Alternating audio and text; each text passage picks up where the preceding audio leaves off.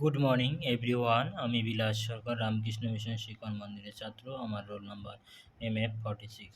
আমার টপিক হলো comprehension guideline and syllabus, various subject ও সোশ্যাল সায়েন্স হিস্ট্রি। ভূমিকা: সৃষ্টির পর থেকে অস্তিত্ব রক্ষার তাগিদে মানুষের জীবন সংগ্রাম চলেছে নিরন্তর। তার সাথে মানুষের জীবনধারা আর শিক্ষার ধারা বিবর্তিত হয়েছে সমান্তরালভাবে। সুতরাং শিক্ষার মধ্যে যে কোনো সমাজ জীবনে যেমন প্রতিফলিত হয়, তেমন সমাজ জীবন শিক্ষার দ্বারা প্রভাবিত হয়। সমাজ বিজ্ঞানগুলি এমন শাখা নিয়ে গঠিত যা মানব সমাজে বিভিন্ন দিক অধ্যয়ন লক্ষ্য রাখে, যার মধ্যে রয়েছে কার্যকারিতা, বিকাশ, ব্যক্তির মধ্যে মিথস্ক্রিয়া ইত্যাদি। মনোবিজ্ঞান, ইতিহাস, ভূগোল, রাষ্ট্রবিজ্ঞান, সমাজবিজ্ঞান ইত্যাদি উল্লেখযোগ্য বিষয়গুলি সমাজ ও সংস্কৃতি, মানব আচরণের ভাষা, প্রতিষ্ঠিত সমাজ পরিচালনা করে। প্রকৃতপক্ষে ইতিহাস গোটা মানব সভ্যতার জ্ঞান সঞ্চয় ভাণ্ডার, অতীত, বর্তমান, ভবিষ্যৎ ত্রিবেণী সঙ্গম। ইতিহাসকে বাদ দিলে তাই মানুষের জ্ঞান ও শিক্ষা থাকে অসম্পূর্ণ, জীবন বোধ হয় পঙ্গু। সুতরাং সামগ্রিক শিক্ষা জীবন বিকাশের দিক থেকেই শিক্ষার্থীর কাছে ইতিহাস পাঠের মূল্য ও প্রয়োজনীয়তা অপরিসীম।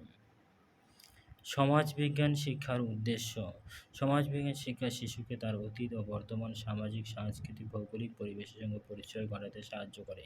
একমাত্র সমাজবিজ্ঞান শিক্ষার্থী তাদের প্রতিদিনকার চলার পথে প্রয়োজনীয়তা বিভিন্ন সামাজিক, অর্থনৈতিক, রাজনৈতিক প্রতিষ্ঠানের প্রতি আগ্রহ সৃষ্টিতে সাহায্য করে। সমাজবিজ্ঞান শিক্ষার উদ্দেশ্যগুলি হলো শিক্ষার্থীদের মধ্যে কোনোভাবে যাতে সংকীর্ণ সীমাবদ্ধতা মানসিকতা না গড়ে ওঠে তার দিকে লক্ষ্য রাখা।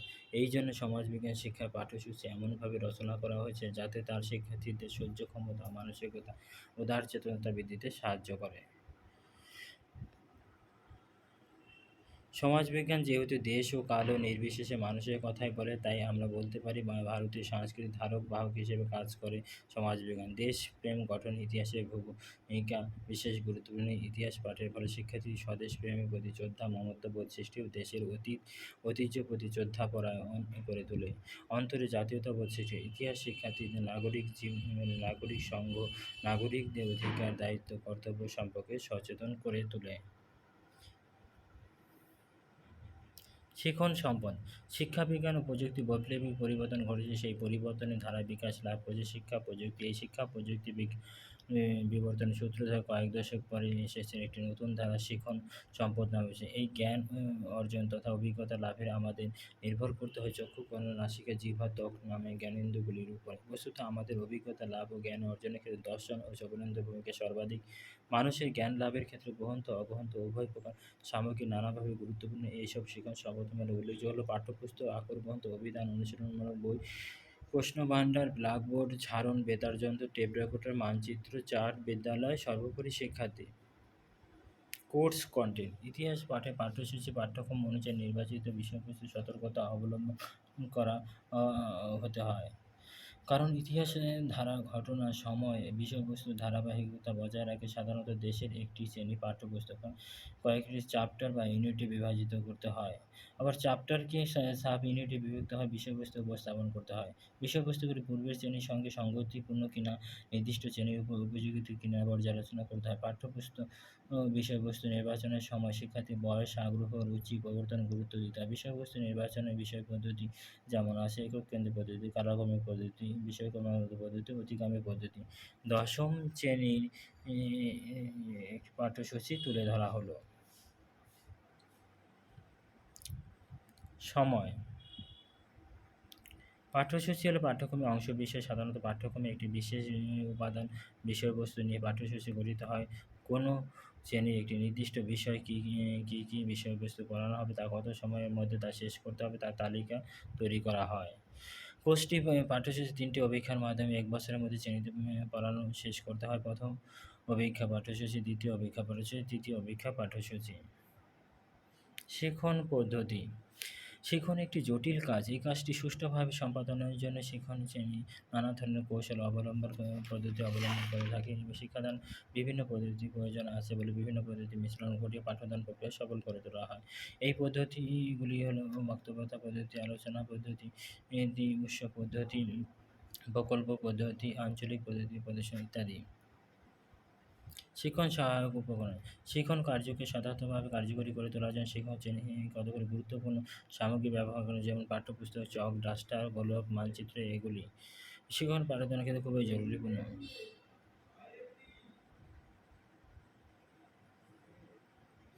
ভালো পাঠ্যপুস্তক মানুষের চিন্তাধারা ভাব বিনিময়ের জন্য হিসেবে বইকে ব্যবহার করে। মানুষের মনে তার ভাব, অনুভূতি, অভিজ্ঞতা, জ্ঞান, প্রজ্ঞা ও প্রভৃতি গ্রন্থের মাধ্যমে মানুষের মুদ্রিত আকুল অন্যদের নিকট উপস্থাপিত হয়। বইয়ের মূল্যবান ও গুণমান নির্ভর করে প্রবণত তার বিষয়বস্তুর উপর। বই নিয়ে গড়ে ওঠে বইয়ের ভাণ্ডার। শিশু, কিশোর, বৃদ্ধা, যুবা সকলেই বই পড়ার প্রতি মনোযোগী করে তোলে। সেই সঙ্গে শিশুদের ভাষা উন্নয়নের জন্য বইয়ের জগতের সঙ্গে পরিচয় ঘটানো অত্যন্ত জরুরি। ব্যবহারিক অর্থে পাঠ্যপুস্তক পরিকল্পনা অনুযায়ী শিক্ষার্থীদের স্তরভেদে শ্রেণীভিত্তিক পাঠ্যপুস্তক প্রথাগত অন্যান্য শিক্ষার্থীদের নির্ধারিত পাঠ্যক্রম পাঠ্যসূচি অনুযায়ী পাঠ্যপুস্তক রচিত। শিক্ষার্থীদের বয়স, মেধা, চাহিদা গ্রহণযোগ্যতা পাঠ্যপুস্তকের ভাষা, রীতি, উপস্থাপনা কৌশল পুস্তকে রাষ্ট্র আদর্শ, সংবিধান, শিক্ষার উদ্দেশ্য ও নীতি প্রতিফলিত হয়। ই-কন্টেন্ট ইলেকট্রনিক প্রযুক্তি আধুনিক শিক্ষা ব্যবস্থাকে ই-লার্নিং বলে। ই-লার্নিং এর মাধ্যমে শিক্ষার্থীদের প্রয়োজনীয়তা একটি ডিজিটাল কন্টেন্ট, ভিডিও, ক্লিপ ইচ্ছা মতো বারবার ব্যবহার করার সুযোগ। এর সঙ্গে রেফারেন্স বই, নামের তালিকা, ফোরাম, প্রাসঙ্গিকতা, অনলাইন উইকিপিডিয়া নানান ধরনের প্রাসঙ্গিকতা কেসের সাথে থাকে। পাঠ্যপুস্তকগুলি 2-3D animation, laboratory demonstration, audio, video ক্লিপের মাধ্যমে বোঝানো হয়। ই-লার্নিং ফ্রেমওয়ার্ক এমন একটি পরিপূরক শিক্ষাদান পদ্ধতি যেখানে শিক্ষার্থী উপকরণ হিসেবে শিক্ষা সার্বজনীন গ্রহণযোগ্যতা, শিক্ষা প্রতিষ্ঠানের নৈতিকতা সহ সামগ্রিক বিষয়ের সমন্বয় রয়েছে। ওয়েবসাইটগুলিতে সমাজ বিজ্ঞানের বিভিন্ন বিষয়গুলো প্রচুর তথ্য পাওয়া যায়। এছাড়াও ওয়েবসাইটে বিশ্ব ইতিহাসে গুরুত্বপূর্ণ তথ্য ও ম্যাপও পাওয়া যায়। উপসংহার: পাঠ্যক্রম পাঠ্যসূচি সমার্থক নয়, মূলত পাঠ্যসূচি পাঠ্যক্রমের অংশ বিশেষ। পাঠ্যক্রমে আলোচনা পরিচয় অপেক্ষা অনেক ব্যাপক। পাঠ্যক্রমে একাধিক বিষয়ে সমষ্টি বাংলা, ইতিহাস, ভূগোল, বিজ্ঞান ইত্যাদি। অপরদিকে পাঠ্যসূচি হলো কোনো একটি নির্দিষ্ট বিষয়ে সুনির্বাচিত বিষয়বস্তু সমূহ, অর্থাৎ ইতিহাস নির্বাচিত বিষয় নিয়ে গড়ে ওঠা ইতিহাসের পাঠ্যসূচি। পাঠ্যসূচি শিক্ষার চরম লক্ষ্যে পৌঁছানো সহায়ক। পাঠ্যসূচির সংখ্যক পাঠ এককের সমষ্টিতে সমন্বয় এমনভাবে করা হয় যাতে প্রতিটি পাঠ এককের সুনির্দিষ্ট লক্ষ্য থাকে। পাঠ্যসূচি শিক্ষার্থীর একটি বিশেষ দিকের বিকাশ সাধন ঘটায়।